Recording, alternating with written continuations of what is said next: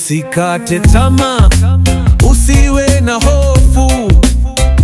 Maneno yako yana nguvu hata ya kuleta uongofu. Hii dunia ni stage, kila mtu ana nafasi.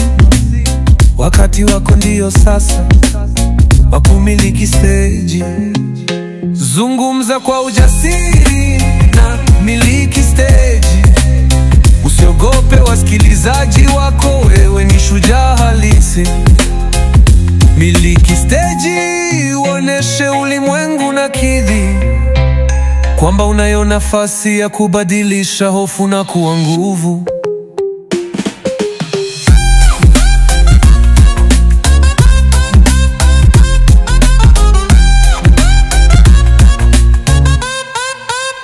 Hofu ni kivuli kinachokuandama,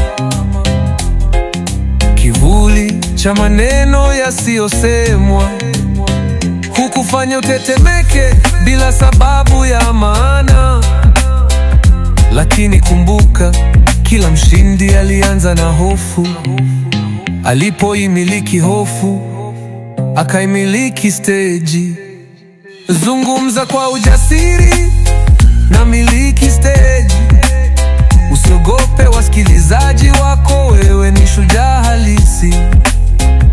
Miliki stage, uoneshe ulimwengu na kidhi kwamba unayo nguvu ya kubadilisha hofu na kuwa nguvu.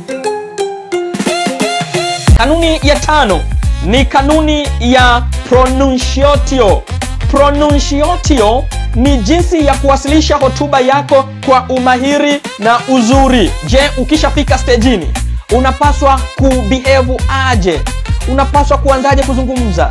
Unapaswa kuwasilishaje hotuba yako ili uwe mzungumzaji unayemiliki stage?